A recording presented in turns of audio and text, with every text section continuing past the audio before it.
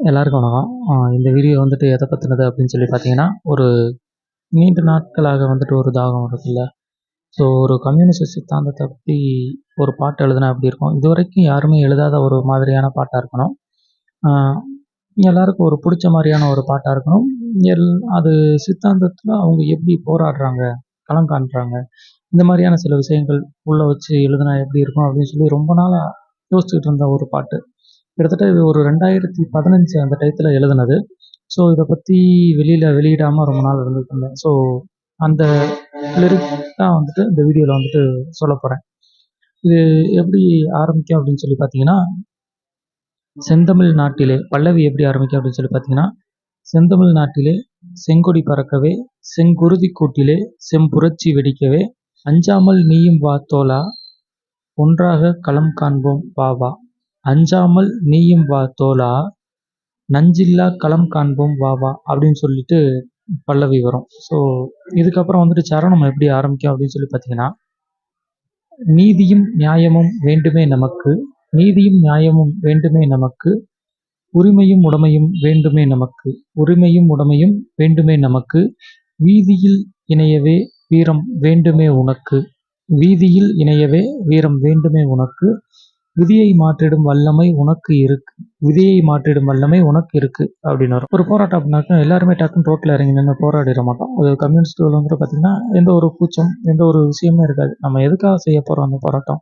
மக்களுக்கான போராட்டம். அப்போ அந்த மக்களுக்கான போராட்டம் அப்படிங்கிறது வந்துட்டு பார்த்தீங்கன்னா யோசிக்காம இறங்கி பண்ணிடுவாங்க. யார் இருக்கா யார் இல்லை அதெல்லாம் கிடையாது. நம்ம வந்து மண்ணுக்கு நல்லது செய்ய போறோம் அப்படிங்கிறப்ப அதிகாரத்தை எதிர்த்து போராடுறது அப்படிங்கிறது வந்துட்டு சாதாரண விஷயம் கிடையாது. ஆனால் டக்குன்னு இறங்கி பண்ணிடுவாங்கல்ல. ஸோ இப்போ அந்த விஷயத்த வந்துட்டு வச்சு தான் இந்த வரி எழுதியிருந்தேன். விடியலை தினம் தினம் கண்டிடும் கிழக்கு, விடுதலை தேசத்தில் விடுதலை இருக்கா உனக்கு. அதான் என்னன்னா விடுதலை தேசம்ங்கிறது வந்துட்டு பார்த்தீங்கன்னா இப்போ நம்ம சுதந்திரம் பெற்றுட்டோம். சுதந்திரம் ஆனதுக்கு அப்புறமும் நம்மளுக்கு சில விஷயங்கள்ல சுதந்திரம் இருக்கா அப்படிங்கிற மாதிரி ஒரு கேள்வி. அப்புறம் வந்துட்டு பார்த்தீங்கன்னா, மூடத்தில் முடங்கியது போதாதா உனக்கு, முழக்கத்தை தீண்டாமை நோக்கிய எழுப்பு. ஸோ முழக்கம் நீ போராடுற அந்த போராட்டம் வந்துட்டு பார்த்தீங்கன்னா தீண்டாமையை நோக்கி இருக்கிறதா இருக்கட்டும், அதை நோக்கி எழுப்பு அப்படின்னு சொல்லி. புழுதிக்குள் உறங்கியது போதாதா உனக்கு, முழக்கத்தை அதிகாரத்தை நோக்கிய எழுப்பு. ஆனா முழக்கம் அவங்க அதிகபட்சமா வந்துட்டு கம்யூனிஸ்ட் சித்தாந்தமே வந்துட்டு பார்த்தீங்கன்னா, அதிகாரத்தை எதிர்த்து கேள்வி கேட்கிறதா தான் இருக்கும். ஏன் அப்படின்னு சொல்லி பார்த்தீங்கன்னா, அதிகாரம் எப்பவுமே வந்துட்டு தனக்கு கீழ இருக்கக்கூடியவங்கள அடக்கி ஒடுக்கிக்கிட்டே இருக்கும். ஸோ என்னை எதிர்த்து கேள்வி கேட்கக்கூடாது, என்னை எதிர்த்து நீ பேசக்கூடாதுங்கிறதுல அதிகாரம் முதலாளித்துவமா இருக்கட்டும், அது என்னவா வேணாலும் இருக்கட்டும். ஸோ ஜாதி அமைப்புகளா இருக்கலாம், மத அமைப்புகளா இருக்கலாம். இதில வந்துட்டு பார்த்தீங்கன்னா, அ கொஞ்சம் அ தன்னோட கீழ இருக்கவங்கள எப்பயுமே வந்துட்டு பார்த்தீங்கன்னா, அடக்கி ஒடுக்கிட்டு தான் இருக்கும் இந்த அதிகாரம்.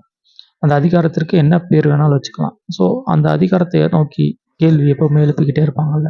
அது எழுப்பு அப்படின்னு சொல்லி வர்றது மாரி வரும். ஸோ அடுத்து போராடியே பெற்றது நெறைய இருக்கு. போராடி கற்றது நெறைய இருக்கு. போராடவே போராட வேண்டி இருக்கு. போராடாது போராடாது எதுவும் கிடைக்காத நமக்கு. அப்புறம் கிளைகள் இல்லாது மரமாயிருக்கு. கிளர்வுகள் இல்லாத மாற்றமாயிருக்கு. கிளை இல்லாம மரமே கிடையாது. கிளர்ச்சிகள் போராடாது வந்து இங்க மாற்றமே கிடைக்காது. ஸோ போராடாம விட்டோம் அப்படின்னாக்கா, அவங்க என்ன நினைக்கிறாங்களோ அத வந்துட்டு செயல்படுத்திட்டு போயிட்டே தான் இருப்பாங்க. நம்ம வந்துட்டு அடிமைப்பட்டே தான் இருக்கணும் அப்படின்னு சொல்லிட்டு, ஒரு கம்யூனிஸ்ட் சித்தாந்தம் சார்ந்து எழுதுன மாரியான வரியா தான் எழுதியிருக்கேன். இது உங்களுக்கு புடிச்சிருந்துச்சு அப்படின்னா மறக்காம ஷேர் பண்ணுங்க.